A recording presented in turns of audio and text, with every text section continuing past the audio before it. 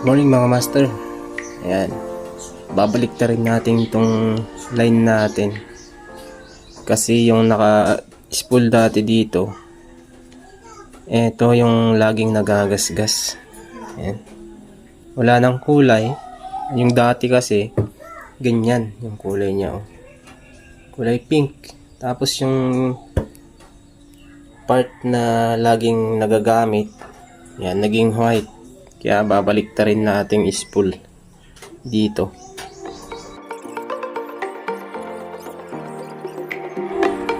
Yan, okay na mga master. Nabaliktad na natin yung line. Yan. Maganda na ulit yung kulay ng line natin. Yan.